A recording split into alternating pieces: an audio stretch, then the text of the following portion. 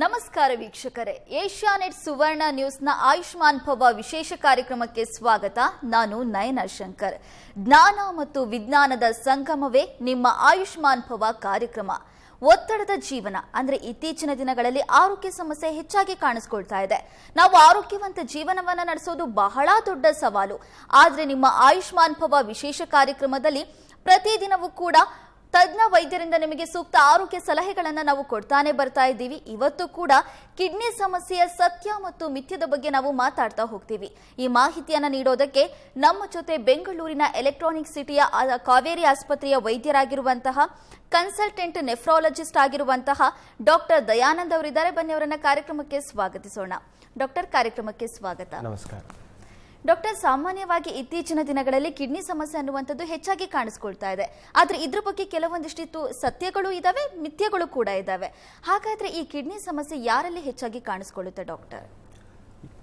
Kidney ಸಮಸ್ಯೆ ಅಂತ ಬಂದಾದರೆ ತುಂಬ ಕಾಮನ್ ಆಗಿ ಕಂಡು ಬರೋದು ಎಲ್ಡರ್ಲಿ ಪೀಪಲ್ ಆಗ್ಬೋದು, ಅದಲ್ಲದೆ ಬೇರೆ ಜನಗಳಲ್ಲೂ ಆಗ್ಬೋದು, ವಯಸ್ಕರಲ್ಲಾಗ್ಬೋದು, ಚಿಕ್ಕ ಮಕ್ಕಳಲ್ಲೂ ಕಂಡು ಬರ್ಬೋದು.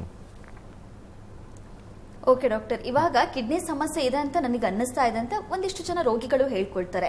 ಆದ್ರೆ ಅವರಿಗೆ ಏನಾಗಿರುತ್ತೆ ಅಂದ್ರೆ ಕಿಡ್ನಿ ಸಮಸ್ಯೆ ಇದೆ ಅನ್ನೋದು ಗೊತ್ತಾಗ್ತಾ ಇರಲ್ಲ. ಸೊ ಅದನ್ನ ಅವ್ರು ಯಾವ ರೀತಿಯಾಗಿ ಕಂಡು ಹಿಡ್ಕೋಬಹುದು? ಸೊ ತುಂಬ ಜನಕ್ಕೆ ಏನು ಅನಿಸ್ತಾ ಇದೆ ಅಂದ್ರೆ ನಾನು ಚೆನ್ನಾಗೇ ಇದ್ದೀನಿ, ನನಗೆ ಯಾವುದು ತೊಂದರೆ ಇಲ್ಲ, ಯಾವುದು ಬಿ ಪಿ ಇಲ್ಲ, ಶುಗರ್ ಇಲ್ಲ, ಅದೇ ಥರ ಕಿಡ್ನಿ ತೊಂದರೆನೂ ಇಲ್ಲ ಅಂತ ಅಂದ್ಕೊಂಡಿರ್ತಾರೆ. ಆದರೆ ಹಾಗಲ್ಲ. ಕಿಡ್ನಿ ತೊಂದರೆ ಏನಂದರೆ ಯಾವುದೇ ಥರದ ಸ್ಪೆಸಿಫಿಕ್ ಆಗಿ ಸಿಂಪ್ಟಮ್ಸ್ಗಳು ಇರೋದಿಲ್ಲ, ರೋಗ ಲಕ್ಷಣಗಳು ಇರೋದಿಲ್ಲ. ಅದರಿಂದ ಏನಾಗುತ್ತೆ, ನಾವು ಕಿಡ್ನಿ ತೊಂದರೆ ಇದ್ರೂ ನಮಗೆ ಗೊತ್ತಾಗೋದಿಲ್ಲ. ಇದು ಹೇಗೆ ಗೊತ್ತಾಗಬೇಕು ಅಂತಂದರೆ ಕೆಲವೊಂದು ಸರ್ತಿ ನಾವು ಬ್ಲಡ್ ಟೆಸ್ಟ್ ಮಾಡಿದಾಗ ಅಥವಾ ಯೂರಿನ್ ಟೆಸ್ಟ್ ಮಾಡಿದಾಗ ಗೊತ್ತಾಗುತ್ತೆ. ಸೊ ಈ ಕೆಲವೊಂದು ಸರ್ತಿ ಈ ಥರ ಕೆಲವೊಂದು ಸಿಂಪ್ಟಮ್ಸ್ ಇರುತ್ತೆ ಕಿಡ್ನಿಗೆ ತೊಂದರೆ ಇದ್ದಾಗ. ಉಸಿರಾಟ ತೊಂದರೆ ಆಗೋದು, ಕಾಲು ಊತ ಬರೋದು, ನಾಸಿಯಾ, ವಾಮಿಟಿಂಗ್ ಆಗೋದು, ಆಮೇಲೆ ಪಾಲ್ಪಿಟೇಷನ್ಸ್ ಆಗೋದು, ಹಸಿವು ಕಡಿಮೆ ಆಗೋದು, ವೆಯ್ಟ್ ಲಾಸ್ ಆಗೋದು, ಈ ಥರ ಸಿಂಪ್ಟಮ್ಸ್ಗಳ ಬರುತ್ತೆ. ಬಟ್ ಈ ಥರ ಸಿಂಪ್ಟಮ್ಸ್ಗಳು ಕೊನೆ ಸ್ಟೇಜಲ್ಲಿ ಅಂದರೆ ಎಂಡ್ ಸ್ಟೇಜ್ ಕಿಡ್ನಿ ಡಿಸೀಸ್ ಅಂತ ಹೇಳ್ತೀವಿ, ಆ ಕಂಡೀಷನಲ್ಲಿ ತುಂಬ ಕಾಮನ್ ಆಗಿ ಕಾಣುತ್ತೆ. ಅರ್ಲಿ ಸ್ಟೇಜಲ್ಲಿ ಈ ಥರ ಯಾವುದೇ ಸಿಂಪ್ಟಮ್ಸ್ಗಳು ಇರೋದಿಲ್ಲ. ಓಕೆ ಡಾಕ್ಟರ್, ಇವಾಗ ಕಿಡ್ನಿ ಸಮಸ್ಯೆ ಅನ್ನುವಂಥದ್ದು ರೇರ್ ಅಂತಾರೆ, ಇದು ನಿಜಾನಾ? ಆ ಥರ ಇಲ್ಲ. ಇವಾಗ ನಾವು ಹೇಗೆ ಡಯಾಬಿಟೀಸು ಆಮೇಲೆ ಬ್ಲಡ್ ಪ್ರೆಷರ್ ತೊಂದರೆ ಎಲ್ಲರಲ್ಲೂ ಕಂಡು ಬರುತ್ತದೆ, ಅದೇ ಥರ ಕಿಡ್ನಿ ತೊಂದರೆಯನ್ನು ಸುಮಾರು ಜನಗಳಲ್ಲಿ ಕಂಡು ಬರುತ್ತದೆ. ಇತ್ತೀಚಿನ ಸ್ಟಡಿಗಳಲ್ಲೆಲ್ಲ ಅಧ್ಯಯನಗಳೆಲ್ಲ ನೋಡಿದ ಪ್ರಕಾರ ಭಾರತದಲ್ಲಿ 13-15% ಜನಗಳಲ್ಲಿ ಕಿಡ್ನಿ ತೊಂದರೆ ಕಂಡು ಬರ್ತಾ ಇದೆ. ಓಕೆ ಡಾಕ್ಟರ್, ಇವಾಗ ನೀವು ಹೇಳಿದ್ರಿ ಕೂಡ ಎಲ್ಡರ್ ಪೀಪಲ್ಗಳಲ್ಲಿ ಜಾಸ್ತಿ ಕಿಡ್ನಿ ಸಮಸ್ಯೆ ಕಾಣಿಸ್ಕೊಳ್ಳುತ್ತೆ ಅಂತ. ಹಾಗಾದ್ರೆ ಎಲ್ಡರ್ ಪೀಪಲ್ಗಳಲ್ಲಿ ಮಾತ್ರ ಈ ಕಿಡ್ನಿ ಸಮಸ್ಯೆ ಜಾಸ್ತಿ ಕಾಣಿಸ್ಕೊಳ್ಳುತ್ತಾ ಅಥವಾ ಮಕ್ಕಳಲ್ಲೂ ಈ ಕಿಡ್ನಿ ಸಮಸ್ಯೆ ಬರುತ್ತಾ? ಕಿಡ್ನಿ ತೊಂದರೆ ಯಾವುದೇ ಸ್ಪೆಸಿಫಿಕ್ ವಯಸ್ಸಿಗೆ ಲಿಮಿಟೆಡ್ ಇಲ್ಲ. ಸೊ ಕಿಡ್ನಿ ತೊಂದರೆ ಅನ್ನೋದು ಯಾರಿಗೆ ಬೇಕಾದರೂ ಆಗ್ಬೋದು. ವಯಸ್ಕರಾಗಲಿ, ವಯಸ್ಸಾದವರು ಇರಲಿ, ಚಿಕ್ಕ ಮಕ್ಕಳಾಗಲಿ, ಯಾರಿಗಾದರೂ ಆಗ್ಬೋದು.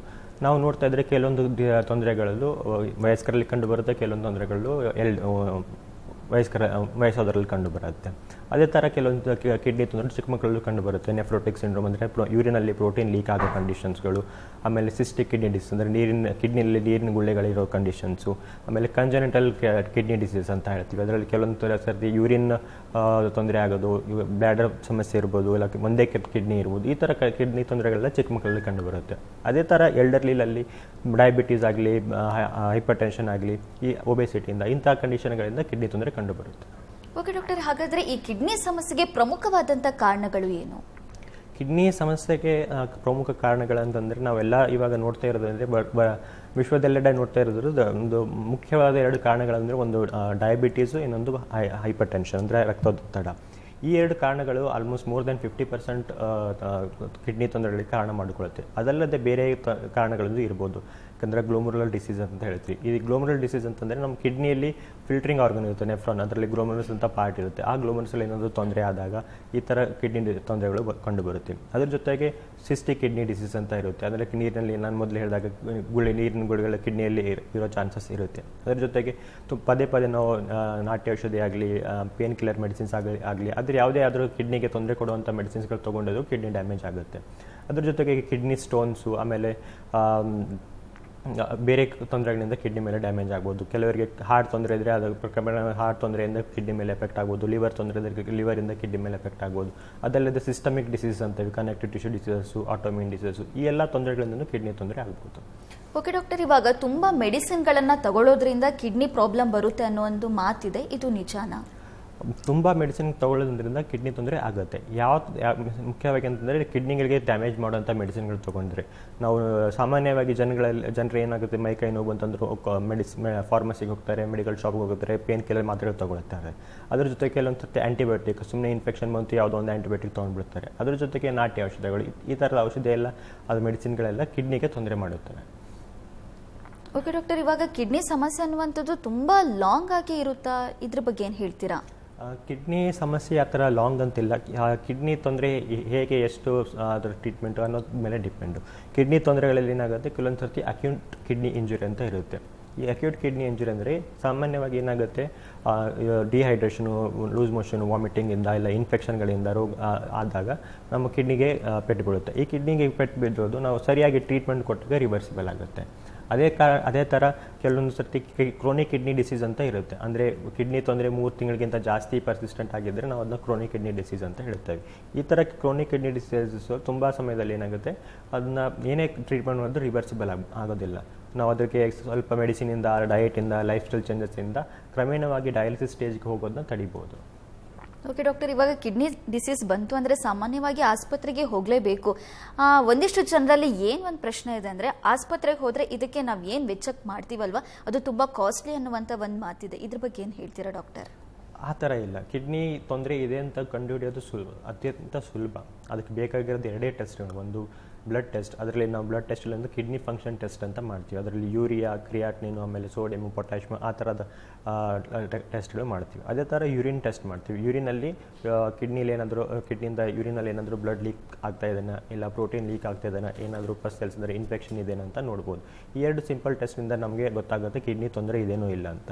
ಈ ಕಿಡ್ನಿ ತೊಂದರೆ ಇದೆ ಅಂತ ಗೊತ್ತಾದಮೇಲೆ ಮುಂದೆ ಯಾವುದೇ ಒಂದು ರೋಗದ ಸ್ಪೆಸಿಫಿಕ್ ಸಿಂಪ್ಟಮ್ಸ್ಗಳಾಗಲಿ, ಅದರ ಪ್ರೆಸೆಂಟೇಷನ್ ಅದನ್ನು ನೋಡಿಕೊಂಡು ಬೇರೆ ಬೇರೆ ಟೆಸ್ಟು, ಅಲ್ಟ್ರಾಸೌಂಡ್ ಆಗಲಿ, CT ಸ್ಕ್ಯಾನ್ ಆಗಲಿ, MRI ಆಗಲಿ ಮಾಡ್ಬೋದು. ಅದೇ ಥರ ಕೆಲವೊಂದು ಸರ್ತಿ ಏನಾಗುತ್ತೆ, ನಾವು ಕಿಡ್ನಿ ಬಯಾಪ್ಸಿ ಅಂತ ಆಗ್ಬೋದು. ಕಿಡ್ನಿ ಬಯಾಪ್ಸಿ ಅಂದರೆ ಕಿಡ್ನಿಯಿಂದ 2 ತುಣುಕುಗಳನ್ನು ತೆಗೆದು ಟೆಸ್ಟಿಗೆ ಕಳಿಸ್ತೀವಿ. ಅದರಿಂದ ಕಿಡ್ನಿ ಒಳಗಡೆ ಏನು ತೊಂದರೆ ಇದೆ ಅಂತ ಗೊತ್ತಾಗುತ್ತೆ. ಇದು ಯಾವುದೇ ಕಿಡ್ನಿ ತೊಂದರೆ ನೋಡುವ ಕನ್ಫರ್ಮೇಟರಿ ಟೆಸ್ಟ್ ಅಂದರೆ ಕಿಡ್ನಿ ಬಯಾಪ್ಸಿ. ಓಕೆ ಡಾಕ್ಟರ್, ಇವಾಗ ಮನೆ ಮದ್ದುಗಳನ್ನು ಮಾಡುವಂಥದ್ದು ಕಾಮನ್. ಇತ್ತೀಚಿನ ದಿನಗಳಲ್ಲಿ ಏನೇ ರೋಗ ಬಂದರೂ ಕೂಡ ಮನೆ ಮದ್ದುಗಳನ್ನು ಮಾಡ್ತಾರೆ. ಈ ಮನೆ ಮದ್ದುಗಳು ಅಥವಾ ನ್ಯಾಚುರಲ್ ರೆಮಿಡೀಸಿಂದ ಕಿಡ್ನಿ ಸಮಸ್ಯೆ ಉಲ್ಬಣಿಸ್ಬೋದಾ? ತುಂಬ ಜನ ಏನಾಗುತ್ತೆ, ಕಿಡ್ನಿ ತೊಂದರೆ ಬಂದಾಗ ನಾವು ನಾಟಿ ಔಷಧಿ, ಮನೆ ಮದ್ದು ಇದು ಮಾಡಿದ್ರೆ ಸರಿಯಾಗುತ್ತೆ ಅಂತ ಒಂದು ತಪ್ಪು ನಂಬಿಕೆ ಇದೆ. ಇದರಿಂದ ಈ ಮೆಡಿಸಿನ್ಗಳಿಂದ ಮಾಡಿದರೆ ಕಿಡ್ನಿ ತೊಂದರೆ ಹೆಚ್ಚೇ ಆಗುತ್ತೆ ಹೊರತು ಅದ್ರ ಇಂಪ್ರೂವ್ಮೆಂಟ್ ಅಂದರೆ ಕಿಡ್ನಿ ತೊಂದರೆಯನ್ನು ಗುಣ ಆಗೋದಿಲ್ಲ. ಓಕೆ, ಇವಾಗ ನಮ್ಮ ಜೊತೆ ಒಬ್ರು ಕಾಲರ್ ಇದ್ದಾರೆ. ರಾಮನಗರದಿಂದ ವೀರಸ್ವಾಮಿ ಅವರು ಕರೆ ಮಾಡಿದ್ದಾರೆ. ನಮಸ್ಕಾರ ಸರ್. ನಮಸ್ತೆ ಮೇಡಮ್ ಅವರೇ. ತಮ್ಗೇನ್ ಸಮಸ್ಯೆ ಇತ್ತು? ನನ್ಗೆ ಮೇಡಮ್ ಅವರೇ ನೀರಿನ ಮೇಲೆ ಇದು ಕಿಡ್ನಿ ಮೇಲೆ ನೀರಿನ ಪ್ಲೇ ಇದೆ. ಓಕೆ, ಡಾಕ್ಟರ್ ಇದ್ದಾರೆ, ಮಾತಾಡಿ. ಹೇಳಿ ವೀರಸ್ವಾಮಿ ಅವರೇ. Sir hello. ಹಲೋ, ಹೇಳಿ ಸರ್. ತಮ್ಮ ಸಮಸ್ಯೆ ಹೇಳ್ಕೊಡಿ ಸರ್, ಡಾಕ್ಟರ್ ಇದ್ದಾರೆ.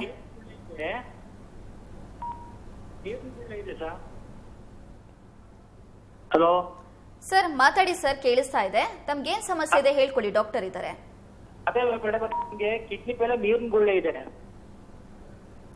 Okay okay. ಅದರಿಂದ ಏನಾದ್ರು ಪ್ರಾಬ್ಲಮ್ ಆಗ್ತದೆ ಸರ್? ಕಿಡ್ನಿ ಮೇಲೆ ನೀರು ಗುಳ್ಳೆ ಅಂತಂದರೆ ಅದಕ್ಕೆ ನಾವು ಕಿಡ್ನಿಯಲ್ಲಿ ಸಿಸ್ಟ್ ಅಂತ ಹೇಳ್ತೀವಿ. ಅದಕ್ಕೆ ನಿಮಗೆ ಯಾವಾಗಿಂದ ಕಿಡ್ನಿಗಳ ಮೇಲೆ ಗುಳ್ಳೆ ಇದೆ ಅಂತ ನೋಡಬೇಕು. ಅದಕ್ಕೆ ನಾವು ಅಲ್ಟ್ರಾಸೌಂಡ್ ಮಾಡಿದ್ರೆ ಗೊತ್ತಾಗುತ್ತೆ ಎಷ್ಟು ಗುಳ್ಳೆಗಳಿದೆ, ಯಾಕೆ ಆ ಗುಳ್ಳೆಗಳ ಸೈಜ್ ಏನಿದೆ. ನಾವು ಕಿಡ್ನಿಯಲ್ಲಿ ಕಾರ್ಟೆಕ್ಸ್ ಅಂತ ಮೆಡುಲಾ ಅಂತ ಇರುತ್ತೆ, ಆ ಯಾವ ಪಾರ್ಟಲ್ಲಿ ನೀರಿನ ಗುಳ್ಳೆ ಇದೆ ಅಂತ ನೋಡಬೇಕಾಗುತ್ತೆ. ತುಂಬ ಸಮಯದಲ್ಲಿ ನೋಡ್ತೀವಿ ಏನಂತಂದರೆ 40 ವರ್ಷ ಆದಮೇಲೆ ನಮ್ಮ ಕಿಡ್ನಿಯಲ್ಲಿ 1 ಇಲ್ಲ 2 ಗುಳ್ಳೆಗಳು ಬರುತ್ತೆ. ಆ ಗುಳ್ಳೆಗಳು ಚಿಕ್ಕದಿದ್ರೆ ಅದಕ್ಕೆ ನಾವು ಏನು ಜಾಸ್ತಿ ಯೋಚನೆ ಮಾಡಬೇಕಾಗಿಲ್ಲ. ಸೊ ಚೆನ್ನಾಗಿ BP, ಶುಗರ್ ಇದ್ದರೆ ಅದನ್ನ ಕಂಟ್ರೋಲ್ ಮಾಡ್ಕೊಳ್ಬೇಕಾಗುತ್ತೆ. ಅದಲ್ಲದೆ ತುಂಬ ಕಿಡ್ನಿಗಳಲ್ಲಿ 2 ಕಿಡ್ನಿಗಳಲ್ಲಿ ತುಂಬ ಜಾಸ್ತಿ ನೀರಿನ ಗುಳ್ಳೆಗಳೇ ಇದ್ದರೆ ನೀವು ಹಾಸ್ಪಿಟಲ್ನೆಲ್ಲ ಕನ್ಸಲ್ಟ್ ಮಾಡಿ ಯಾವ ಥರದ ಗುಳ್ಳೆ ಏನು ಕಾರಣ ಅಂತ CT ಸ್ಕ್ಯಾನು ಅದೆಲ್ಲ ಮಾಡಿ ನೋಡಬೇಕಾಗುತ್ತೆ. ಓಕೆ ವೀರಸ್ವಾಮಿ ಅವರೇ, ಕರೆ ಮಾಡಿದ್ದಕ್ಕಾಗಿ ಧನ್ಯವಾದಗಳು. ಡಾಕ್ಟರ್, ಇವಾಗ ಸಾಮಾನ್ಯವಾಗಿ ಈ ಕಿಡ್ನಿ ಸಮಸ್ಯೆ ಅನ್ನುವಂಥದ್ದು ಪುರುಷರಿಗೆ ಮಾತ್ರ ಸಮಸ್ಯೆಯನ್ನು ತಂದೊಡ್ಡುತ್ತೆ ಅನ್ನುವಂತಹ ಮಾತುಗಳು ಇದೆ, ಇದು ನಿಜಾನ ಡಾಕ್ಟರ್? ಕಿಡ್ನಿ ಸ್ಟೋನ್ಸ್ ಅನ್ನೋದು ಎಲ್ಲರಿಗೂ ಆಗುತ್ತೆ, ಇವರು ಪುರುಷರಿಗಷ್ಟೇ ಆಗುತ್ತೆ ಅಂತ ಆ ಥರದ್ದೇನೂ ಇಲ್ಲ. ಸೊ ಅಂದರೆ ಕಿಡ್ನಿ ಸ್ಟೋನ್ಸು ನೀರಿನಲ್ಲಿ ಯೂರಿನಲ್ಲಿ ಕಲ್ಲಿ ಬರೋದು, ಅಲ್ಲ ಕಿಡ್ನಿಯಲ್ಲಿ ಸ್ಟೋನ್ಸ್ ಆಗೋದು, ಇದು ತುಂಬ ಕಾಮನ್ ಆಗಿ ನಾವು ಕಂಡು ಬರುತ್ತದೆ. ಇದಕ್ಕೆ ಮೇನ್ ಕಾರಣ ಏನಂದರೆ ನಾವು ನಮ್ಮ ಲೈಫ್ ಸ್ಟೈಲ್ ಚೇಂಜಸ್, ಕಡಿಮೆ ಸೆಡೆಂಟ್ರಿ ಲೈಫ್ ಸ್ಟೈಲು, ಕಡಿಮೆ ನೀರು ತಗೊಳ್ಳೋದು, ಇದರಿಂದ ಕಿಡ್ನಿ ಸ್ಟೋನ್ಸ್ ಎಲ್ಲ ರಿಸ್ಕ್ ಜಾಸ್ತಿ ಆಗುತ್ತೆ.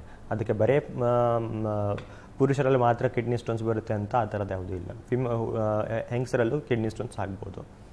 ಓಕೆ ಡಾಕ್ಟರ್, ಇವಾಗ ಕಿಡ್ನಿ ಸಮಸ್ಯೆಯನ್ನು ನಾವು ಇರ್ರಿವರ್ಸಿಬಲ್ ಮಾಡಬಹುದಾ? ಕಿಡ್ನಿ ಸಮಸ್ಯೆ ಅನ್ನೋದು ಇರ್ರಿವರ್ಸಬಲ್ ಅಂತ ತುಂಬ ಜನಕ್ಕೆ ಅಂದ್ಕೊಂಡಿದ್ದಾರೆ. ಹೇಗಂದರೆ ಕಿಡ್ನಿ ನಾವು ಪ್ರಾಕ್ಟೀಸಲ್ಲಿ ನೋಡಬೇಕಾದ್ರೆ ಕಿಡ್ನಿ ತೊಂದರೆ ಇದೆ, ಕ್ರಿಯಾಟಿನ್ ಜಾಸ್ತಿ ಹೆಚ್ಚಾಗಿದೆ ಅಂತ ಬಂದುಬಿಟ್ಟು ಕೇಳ್ತಾರೆ, ಸರ್ ಇದೇನು ಕಿಡ್ನಿ ಏನು ರಿಕವರಿ ಆಗುತ್ತಾ, ಏನು ಇರ್ರಿವರ್ಸಿಬಲ್? ನಾನು ಕೇಳ್ಪಟ್ಟಂಗೆ ಕಿಡ್ನಿ ಈ ತೊಂದರೆ ಏನು ರಿವರ್ಸಿಬಲ್ ಗುಣ ಆಗಲ್ಲ ಅಂತ ಜನಗಳು ಹೇಳಿದ್ರು ಅಂತ. ಬಟ್ ಆ ಕಿಡ್ನಿ ತೊಂದರೆ ರಿವರ್ಸಿಬಲ್ ಇಲ್ಲ ಇರ್ರಿವರ್ಸಿಬಲ್ ಅಂತ ಅದು ಡಿಸೈಡ್ ಮಾಡಬೇಕಾಗಬೇಕಾದ್ರೆ ನಾವು ಕೆಲವೊಂದು ಟೆಸ್ಟ್ ಮಾಡಿ ನೋಡ್ತೀವಿ. ಅದು ಯಾವ ಥರ ಕಿಡ್ನಿ ತೊಂದರೆ ಅಂತ. ಮೊದಲೇ ಹೇಳಿದಾಗ ಅಕ್ಯೂಟ್ ಕಿಡ್ನಿ ಇಂಜುರಿ ಅಂದರೆ ಸ್ವಲ್ಪ ದಿನಗಳು ಕಿಡ್ನಿ ಡ್ಯಾಮೇಜ್ ಆಗಿದ್ರೆ ಅದನ್ನ ರಿವರ್ಸಿಬಲ್ ಅಂತ ಹೇಳ್ಬೋದು. ಕ್ರೋನಿಕ್ ಕಿಡ್ನಿ ಡಿಸೀಸ್ ಅಂತ ಹೇಳ್ತೀವಿ. ಕ್ರೋನಿಕ್ ಕಿಡ್ನಿ ಡಿಸೀಸ್ ಅಂದರೆ ಮೂರು ತಿಂಗಳಿಗಿಂತ ಜಾಸ್ತಿ ಕಿಡ್ನಿ ತೊಂದರೆ ಇದ್ದಾಗ, ಇಂಥ ಕಂಡೀಷನಲ್ಲಿ ಕಿಡ್ನಿ ತೊಂದರೆ ರಿವರ್ಸಿಬಲ್ ಮಾಡೋದು ಕಷ್ಟ. ಇದಕ್ಕೆ ಮುಖ್ಯವಾದ ಕಾರಣಗಳಂದಾಗ ನಾನು ಮೊದಲೇ ಹೇಳಿದಾಗ ಡಯಾಬಿಟೀಸು ಮತ್ತು ಹೈಪರ್ ಟೆನ್ಷನ್. ನಾವು ಚೆನ್ನಾಗಿ blood sugar, blood pressure control ಇಟ್ಕೊಂಡ್ರೆ, ಸಾಲ್ಟ್ ತುಂಬ ಕಡಿಮೆ ತೊಗೊಂಡ್ರೆ, ನೀರಿನ ಅಂಶ ಸರಿಯಾದ ಪ್ರಮಾಣದಲ್ಲಿ ತೊಗೊಂಡ್ರೆ ನಾವು ಈ ಕಿಡ್ನಿ ತೊಂದರೆಯನ್ನು ಡಯಾಲಿಸಿಸ್ ಸ್ಟೇಜ್ಗೆ ಹೋಗೋದನ್ನ ಸ್ಲೋ ಆಗಿ ಮಾಡ್ಬೋದು. ಓಕೆ ಡಾಕ್ಟರ್, ಇವಾಗ ನಮ್ಮ ಜೊತೆ ಒಬ್ರು ಕಾಲರ್ ಇದ್ದಾರೆ. ಮಂಡ್ಯದಿಂದ ಮೇಘಶ್ರೀ ಅವರು ಕರೆ ಮಾಡಿದ್ದಾರೆ. ನಮಸ್ಕಾರ ಮೇಡಮ್. ನಮಸ್ತೆ ಮೇಡಮ್. ತಮ್ಗೇನ್ ಸಮಸ್ಯೆ ಇತ್ತು ಮೇಡಮ್? ನಮ್ಮ ಪಾಪುಗೆ ಕೇಳಬೇಕಿತ್ತು. ಹಾ, ಕೇಳಿ ಅಮ್ಮ. ಸರ್, ಇದು ಬಂದು ನಮ್ಮ ಪಾಪುಗೆ ಹುಟ್ಟಿದಾಗಿಂದನೂ ಒಂದೇ ಕಿಡ್ನಿ ಫಂಕ್ಷನ್ ಮಾಡ್ತಿದ್ಯಂತ. ಓಕೆ. ಅದನ್ನ ಮೈಸೂರಲ್ಲೆಲ್ಲ ಚೆಕ್ ಮಾಡಿಸಿದ್ವಿ JSS ಅಲ್ಲಿ. ಅದು ಹುಟ್ಟಿದಾಗಿಂದನೇ ಆ ಪ್ರಾಬ್ಲಮ್ ಇರೋದ್ರಿಂದ ಏನು ಪ್ರಾಬ್ಲಮ್ ಇಲ್ಲ ಅಂತ ಹೇಳಿ ಕಳಿಸಿದ್ರು. ಈಗ ನಾವು ನೋಡ್ತಾ ಇರೋದಂಗೆ ತುಂಬ ಜನಗಳಿಗೆ ಹುಟ್ಟಿದಾಗಿಂದ ಒಂದೇ ಕಿಡ್ನಿ ಇರುತ್ತೆ. ಆ ಒಂದು ಕಿಡ್ನಿನೇ ಚೆನ್ನಾಗಿ ಕೆಲಸ ಮಾಡುತ್ತೆ, ಯಾಕಂದರೆ ನಮ್ಮ ಬಾಡಿಗಿರೋ ಏನು ಫಂಕ್ಷನ್ಸ್ ಎಲ್ಲ ಆ ಕಿಡ್ನಿ ಚೆನ್ನಾಗಿ ನೋಡಿಕೊಳ್ಳುತ್ತೆ. ಇದು ಹುಟ್ಟಿದಾಗಿರೋದ್ರಿಂದ ತುಂಬ ಏನು ವರಿ ಮಾಡ್ಕೊಳ್ಳೋಗಿಲ್ಲ. ನೀವು ಆ ಮಗು ಜಾಸ್ತಿ ವೇಡಿಗೆನಾಗೋದನ್ನ ತಡಿಬೇಕು. ಆಮೇಲೆ ಮಗು ಲೈಫ್ ಸ್ಟೈಲ್ ಹ್ಯಾಬಿಟ್ಸ್ ಅಂದರೆ ಆಹಾರದ ಅಭ್ಯಾಸ ಇರಲಿ, ಅದನ್ನೆಲ್ಲ ಚೆನ್ನಾಗಿ ನೋಡ್ಕೊಳ್ಬೇಕಿತ್ತು. ಜಾಸ್ತಿ ಸಾಲ್ಟ್ ತಗೊಳ್ಳೋದು, ಆಮೇಲೆ ಹೊರಗಡೆ ಪ್ರೊಸೆಸ್ಡ್ ಫುಡ್ಡು, ಫ್ರೈಡ್ ಐಟಮ್ಸು ಈ ಥರದನ್ನೆಲ್ಲ ತೊಗೊಳ್ಳೋದು ಅವಾಯ್ಡ್ ಮಾಡಬೇಕು. ಮತ್ತು ಅವಾಗವಾಗ ನೀವು ಫ್ರೀಕ್ವೆಂಟ್ ಆಗಿ ಅಂದರೆ 6 ಮಂತ್ಸಲ್ಲಿ 1 ತಿಂಗಳಿಗೋಸ್ಕರ ಕಿಡ್ನಿ ಫಂಕ್ಷನ್ ಟೆಸ್ಟು ಆ ಥರ ಮಾಡಿ ನೋಡಬೇಕಾಗುತ್ತೆ. ಓಕೆ, ಧನ್ಯವಾದಗಳು ಮೇಘಶ್ರೀ ಅವರೇ ಕರೆ ಮಾಡಿದ್ದಕ್ಕಾಗಿ. ಡಾಕ್ಟರ್, ಇವಾಗ ಎಲ್ಲ ಪ್ರೋಟೀನ್ಸ್ಗಳನ್ನು ಅವಾಯ್ಡ್ ಮಾಡಿದಾಗ ಕಿಡ್ನಿ ಸಮಸ್ಯೆ ಜಾಸ್ತಿ ಆಗುತ್ತೆ ಅಥವಾ ಕಿಡ್ನಿ ಸಮಸ್ಯೆ ಬರುತ್ತೆ ಅನ್ನುವಂಥ ಮಾತಿದೆ, ಇದು ನಿಜಾನಾ? ನಾವು ನೋಡಿದಂತಾಗೆ ಕಿಡ್ನಿ ತೊಂದರೆ ಅಂತ ಗೊತ್ತಾದಾಗೆ ಎಲ್ಲರೂ ಹೇಳಿದಾಗೆ ಪ್ರೋಟೀನ್ನ ಕಡಿಮೆ ತಗೋಬೇಕು ಅಂತ ಒಂದು ಮಿಥ್ಯೆ ಇದೆ. ಅದು ಆ ಥರ ಅಲ್ಲ. ನಾವು ಕಿಡ್ನಿ ತೊಂದರೆ ಯಾವ ಸ್ಟೇಜಸಲ್ಲಿದೆ ಅದ್ರ ಮೇಲೆ ಡಿಪೆಂಡ್ ಆಗುತ್ತೆ. ಅರ್ಲಿ ಸ್ಟೇಜಸಲ್ಲಿ ಇದ್ದರೆ ನಾವು ಅಷ್ಟೊಂದು ಪ್ರೋಟೀನ್ ರಿಸ್ಟ್ರಿಕ್ಷನ್ ಮಾಡಬೇಕು ಅಂತ ಹೇಳೋದಿಲ್ಲ. ಕೊನೆ ಸ್ಟೇಜಸ್ ಅಂದರೆ CKD ಸ್ಟೇಜ್ 4 ಇಲ್ಲ CKD ಸ್ಟೇಜ್ 5 ಆ ಸ್ಟೇಜಸಲ್ಲಿ ನಾವು ಪ್ರೋಟೀನ್ನ ಇಂಟೇಕ್ನ ಸ್ವಲ್ಪ ಕಡಿಮೆ ಮಾಡೋಕ್ಕೆ ಹೇಳ್ತೀವಿ. ಅದ್ರ ಜೊತೆಗೆ ರೋಗಿ ಡಯಾಲಿಸಿಸು ಆಮೇಲೆ ಟ್ರಾನ್ಸ್ಪ್ಲಾಂಟ್ ಆದಾಗ ಆ ಪ್ರೋಟೀನ್ ರಿಕ್ವೈರ್ಮೆಂಟು ಕಡಿಮೆ ಆಗುತ್ತೆ. ಡಯಾಲಿಸಿಸ್ ಪೇಷಂಟ್ಸಲ್ಲಿ ಸ್ವಲ್ಪ ಜಾಸ್ತಿ ನಾವು ಪ್ರೋಟೀನ್ ತೊಗೊಳಕ್ಕೆ ಹೇಳ್ತೀವಿ. ನಾರ್ಮಲಾಗಿ ನಾವು ಸಾಮಾನ್ಯ ಜನರಿಗೆ 1 gram per kg per day ಅಂತ ಪ್ರೋಟೀನ್ ಇಂಟೇಕ್ ಅಡ್ವೈಸ್ ಮಾಡ್ತೀವಿ. ಬಟ್ ಡಯಾಲಿಸಿಸ್ ಇರೋ ಪೇಷಂಟ್ಗೆ ಸ್ವಲ್ಪ ಜಾಸ್ತಿ 1.2 ಗ್ರಾಮ್ ಆ ಥರ ಕೊಡಬೇಕು. ಆಮೇಲೆ ಪೆರಿಟೋನಲ್ ಡಯಾಲಿಸಿಸ್ ಅಂತ ಹೇಳ್ತೀವಿ, ಅದು ಹೊಟ್ಟೆಯಿಂದ ಮುಖಾಂತರ ಡಯಾಲಿಸಿಸ್ ಮಾಡೋದ್ರ ಅವರಲ್ಲಿ 1.5 ಗ್ರಾಮ್ ತನಕ ಕೊಡ್ಬೋದು. ಆ ಥರ ಇಲ್ಲ, ಎಲ್ಲರಿಗೂ ಕಿಡ್ನಿ ತೊಂದರೆ ಇರೋರಿಗೆಲ್ಲರೂ ಕಡಿಮೆ ಪ್ರೋಟೀನ್ ಕೊಡಬೇಕು ಅಂತ ಆ ಥರ ಸ್ಟ್ರಿಕ್ಟ್ ರೂಲ್ ಏನಿಲ್ಲ. ಓಕೆ ಡಾಕ್ಟರ್, ನಿಮ್ಮ ಹತ್ರ ಮತ್ತಷ್ಟು ಮಾಹಿತಿಯನ್ನು ಪಡ್ಕೊಳ್ತಾ ಹೋಗ್ತೀವಿ. ಈಗ ಆಯುಷ್ಮಾನ್ ಭವ ವಿಶೇಷ ಕಾರ್ಯಕ್ರಮದಲ್ಲಿ ಒಂದು ಪುಟ್ಟ ವಿರಾಮದ ಬಳಿಕ ಕಾರ್ಯಕ್ರಮ ಮತ್ತೆ ಮುಂದುವರಿಯುತ್ತೆ.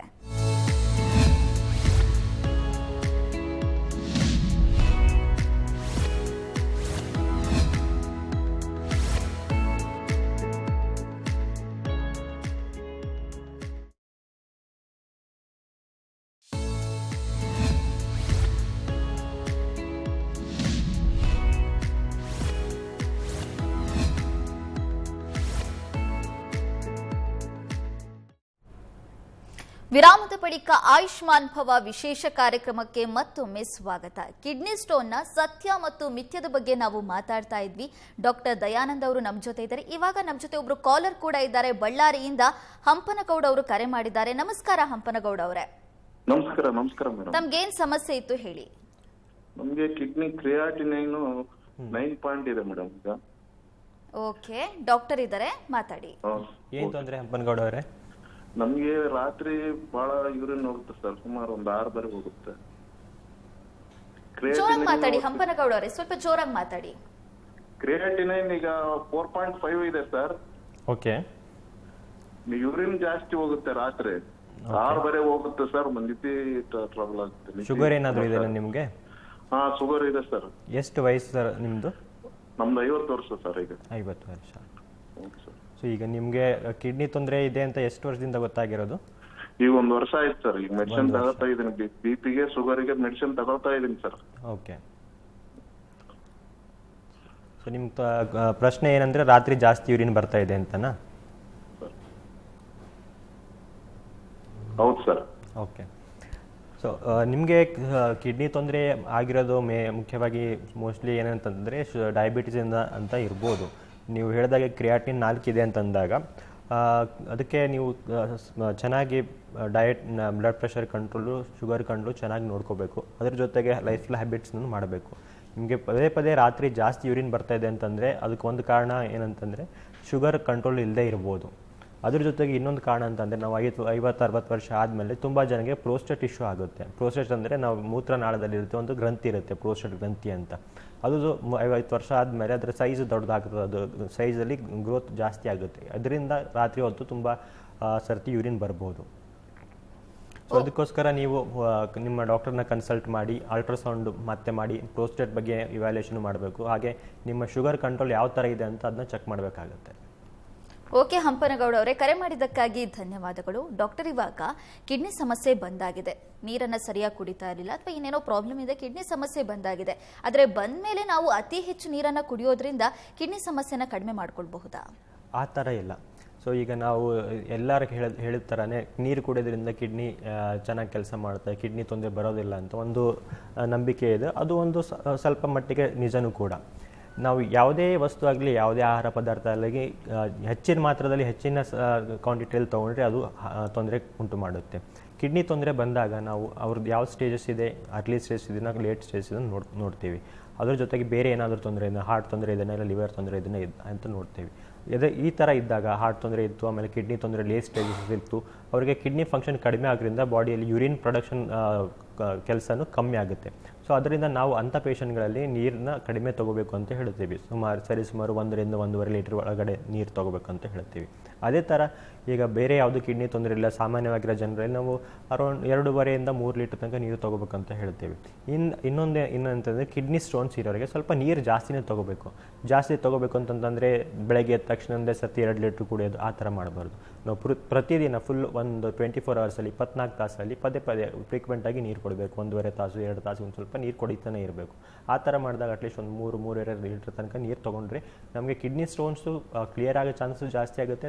ಮತ್ತು ಮುಂದೆ ಕಿಡ್ನಿ ಸ್ಟೋನ್ಸ್ ಆಗೋ ಸಮಸ್ಯೆನೂ ಕಡಿಮೆ ಆಗುತ್ತೆ. ಓಕೆ ಡಾಕ್ಟರ್, ಇವಾಗ ಸಾಲ್ಟ್ ಅಥವಾ ಉಪ್ಪು ಅಂತ ಏನು ಹೇಳ್ತೀವಿ ಅದು ಆರೋಗ್ಯದಲ್ಲಿ ಕಡಿಮೆ ಬಳಸೋದ್ರಿಂದ ಕಿಡ್ನಿ ಹೆಲ್ತ್ಗೆ ತುಂಬಾನೇ ಒಳ್ಳೆಯದು ಅಂತ ತಾವು ಕೂಡ ಹೇಳಿದ್ರಿ. ಹಾಗಾಗಿ ಆ ಉಪ್ಪನ್ನು ಹೆಚ್ಚಾಗಿ ಬಳಸೋದ್ರಿಂದ ಅದು ಯಾವ ರೀತಿ ಸಮಸ್ಯೆಯನ್ನು ಉಂಟು ಮಾಡುತ್ತೆ? ಸೊ ನಾನು ಮೊದಲೇ ಹೇಳಿದಾಗ ಕಿಡ್ನಿ ತೊಂದರೆ ಬಂದಾಗ ಕೆಲವೊಂದು ಲೈಫ್ ಸ್ಟೈಲ್ ಚೇಂಜಸ್, ಆಮೇಲೆ ನಮ್ಮ ಡೈಲಿ ಹ್ಯಾಬಿಟ್ಸಲ್ಲಿ ಚೇಂಜಸ್ ಮಾಡಬೇಕಾಗುತ್ತೆ. ಅದರಲ್ಲಿ ಒಂದು ಸಾಲ್ಟ್ನ ಕಡಿಮೆ ಸೇವನೆ ಮಾಡೋದು. ಸೊ ಸಾಲ್ಟ್ ಕಡಿಮೆ ಸೇವನೆ ಮಾಡೋದು ಅದರಿಂದ ನಮಗೆ ಬ್ಲಡ್ ಪ್ರೆಷರ್ ಕಂಟ್ರೋಲ್ ಬರುತ್ತೆ, ಡಯಾಬಿಟಿಸ್ ಪ್ರೋಗ್ರೆಷನ್ ಕಡಿಮೆ ಆಗುತ್ತೆ, ಅಂದರೆ ಶುಗರ್ ಕಾಯಿಲೆನೂ ಕಂಟ್ರೋಲ್ ಬರುತ್ತೆ, ಒಬೆಸಿಟಿ ಕಂಟ್ರೋಲಲ್ಲಿ ಬರುತ್ತೆ. ಅದ್ರ ಜೊತೆಗೆ ಕಿಡ್ನಿ ಮೇಲೆ ತೊಂದರೆಯನ್ನು ನಾವು ಕಡಿಮೆ ಮಾಡ್ಬೋದು. ಈಗ ಸಾಲ್ಟ್ ಹೇಗೆ ಮಾಡುತ್ತೆ, ನಾವು ಜಾಸ್ತಿ ಪ್ರಮಾಣದಲ್ಲಿ ಸಾಲ್ಟ್ನ ತಗೊಂಡ್ರೆ ಬಾಡಿಲಿ ಏನಾಗುತ್ತೆ, BP ಬ್ಲಡ್ ಪ್ರೆಷರ್ ಜಾಸ್ತಿ ಆಗುತ್ತೆ. ಅದೇ ಥರ ಬಾಡಿನಲ್ಲಿ ವಾಟರ್ ಕ್ವಾಂಟಿಟಿನೂ ಜಾಸ್ತಿ ಆಗೋ ಚಾನ್ಸಸ್ ಇರುತ್ತೆ. ಈ BP ಜಾಸ್ತಿ ಆದಾಗ ನಮ್ಮ ಕಿಡ್ನಿ ಮೇಲೆ ಸ್ಟ್ರೆಸ್ ಆಗಿ ಕಿಡ್ನಿ ಫಂಕ್ಷನ್ ಕಡಿಮೆ ಆಗುತ್ತೆ. ಕಿಡ್ನಿ ಫಂಕ್ಷನ್ ಕಡಿಮೆ ಆಗಿದೆ ಅಂತಂದರೆ ನಮ್ಮ ಕಿಡ್ನಿ ಸಮಸ್ಯೆ ಸ್ಟಾರ್ಟ್ ಆಗ್ತಾ ಇದೆ ಅಂತ. ಸೊ ಅದೇ ಥರ ನಾವು ಜನಗಳೇನಂದರೆ ನನಗೆ ಬ್ಲಡ್ ಪ್ರೆಷರ್ ಇದೆ, ನಾನು ಬರೀ ಸಾಲ್ಟ್ ಕಮ್ಮಿ ಮಾಡಿದ್ರೆ ಸಾಕು ಅಷ್ಟೇ, ಆ ಥರ ಅಲ್ಲ. ಸಾಲ್ಟು ಬೇರೆ ಸೊಲ್ಯೂಷನ್ ಜೊತೆಗೂ ನಾವು ಏನು ಪ್ರಿಸ್ಕ್ರೈಬ್ ಮೆಡಿಸಿನ್ಸ್ ಇರುತ್ತೆ, ಮಾತ್ರೆಗಳಿರುತ್ತೆ, ಅದನ್ನೆಲ್ಲ ತೊಗೋಬೇಕು. ಅದ್ರ ಜೊತೆಗೆ ಡೈಲಿ ನಾವು ಫಿಸಿಕಲ್ ಆ್ಯಕ್ಟಿವಿಟಿ ಕೂಡ ಮಾಡಬೇಕು. ಇದೆಲ್ಲ ಮಾಡಿದ್ರೆ ಅವಾಗ ನಾವು ಕಿಡ್ನಿ ತೊಂದರೆನ ಪ್ರೋಗ್ರೆಷನ್ನ ಸ್ವಲ್ಪ ಸ್ಲೋ ಮಾಡ್ಬೋದು. ಓಕೆ ಡಾಕ್ಟರ್, ತಮ್ಮ ಹತ್ರ ಮತ್ತಷ್ಟು ಮಾಹಿತಿಯನ್ನು ಪಡ್ಕೊಳ್ತಾ ಹೋಗ್ತೀನಿ. ಇದೀಗ ಆಯುಷ್ಮಾನ್ ಭವ ವಿಶೇಷ ಕಾರ್ಯಕ್ರಮದಲ್ಲಿ ಒಂದು ಪುಟ್ಟ ವಿರಾಮದ ಬಳಿಕ ಕಾರ್ಯಕ್ರಮ ಮತ್ತೆ ಮುಂದುವರಿಯುತ್ತೆ.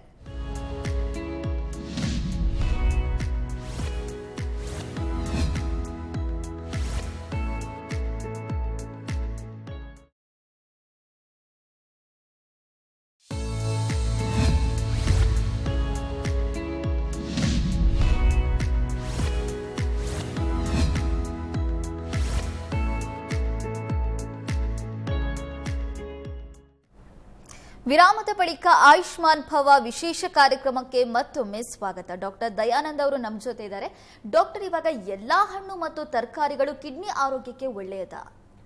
ಎಲ್ಲ ಹಣ್ಣು ಮತ್ತು ತರಕಾರಿಗಳು ಕಿಡ್ನಿ ಅಷ್ಟೇ ಅಲ್ಲ, ಬೇರೆ ಡಯಾಬಿಟೀಸ್ ಆಗಲಿ, ಹೈಪರ್ ಟೆನ್ಷನ್ ಆ ಕಂಡೀಷನಲ್ಲೂ ಹೆಲ್ಪ್ ಮಾಡುತ್ತೆ. ಬಟ್ ನಾವು ಹೇಳಬೇಕಾಗ್ತದ್ರೆ ಕಿಡ್ನಿ ತೊಂದರೆ ಜಾಸ್ತಿ ಆದಾಗ, ನಾನು ಹೇಳಿದಾಗೆ CKD ಸ್ಟೇಜ್ 4, CKD ಸ್ಟೇಜ್ 5 ಆದಲ್ಲಿ ನಮ್ಮ ಬಾಡಿಯಿಂದ ಪೊಟ್ಯಾಷಿಯಮ್ನ ಸೀಕ್ರೆಟ್ ಮಾಡೋ ಕೆಪಾಸಿಟಿ ಕಿಡ್ನಿಲಿ ಕಮ್ಮಿ ಆಗುತ್ತೆ. ಸೊ ಏನಂತಂದರೆ ಅವಾಗ ಏನಾಗುತ್ತೆ, ಪೊಟ್ಯಾಷಿಯಮ್ ಬಾಡಿಯಲ್ಲಿ ಜಾಸ್ತಿ ಆಗುತ್ತೆ, ಬ್ಲಡಲ್ಲಿ ಜಾಸ್ತಿ ಆಗಿರುತ್ತೆ. ಈ ಹೆಚ್ಚಿರುವ ಪೊಟ್ಯಾಷಿಯಮ್ ಏನು ಮಾಡುತ್ತೆ ಅಂದರೆ ನಮ್ಮ ಹಾರ್ಟ್ ಬೀಟ್ನ ಏರುಪೇರು ಮಾಡುತ್ತೆ. ಇದರಿಂದ ಹಾರ್ಟ್ ತೊಂದರೆ ಆಗಿ ಸಡನ್ನಾಗಿ ಕಾರ್ಡಿಯಾಕ್ ಅರೆಸ್ಟ್ ಆಗೋ ಚಾನ್ಸಸ್ ಇರುತ್ತೆ. ಸೊ ಅದಕ್ಕೋಸ್ಕರ ನಾವು ಏನು ಹೇಳ್ತೀವಿ ಸಾಮಾನ್ಯವಾಗಿ ಜನಗಳಿಗೆ ಅಂತಂದರೆ, ಕಿಡ್ನಿ ತೊಂದರೆ ಇರೋರಿಗೆ ಹೈ ಪೊಟ್ಯಾಷಿಯಮ್ ಇರೋ ಫ್ರೂಟ್ಸ್ ಆಗಲಿ, ವೆಜಿಟೇಬಲ್ಸ್ ಆಗಲಿ ಅವಾಯ್ಡ್ ಮಾಡಬೇಕು. ಆ ಥರದ್ದು ಯಾವುದು ಉದಾಹರಣೆಗಾಗಿ ಏನು ಬಾಳೆಹಣ್ಣಾಗಿರ್ಬೋದು, ಕಿತ್ತಳೆ ಹಣ್ಣಾಗಿರ್ಬೋದು, ಮೋಸಂಬಿ ಹಣ್ಣಾಗಿರ್ಬೋದು, ಈ ಥರ ಸಿಟ್ರಸ್ ಫ್ರೂಟ್ಸ್ ಎಲ್ಲ ಪೊಟ್ಯಾಷಿಯಮಲ್ಲಿ ಸ್ವಲ್ಪ ಜಾಸ್ತಿ ಇರುತ್ತೆ. ಅದೇ ಥರ ಗೆಡ್ಡೆ ಗೆಣಸುಗಳು ಆಗಿರ್ಬೋದು, ಆಲೂಗಡ್ಡೆ ಇರ್ಬೋದು, ಬೀಟ್ರೂಟ್ ಆಗಿರ್ಬೋದು.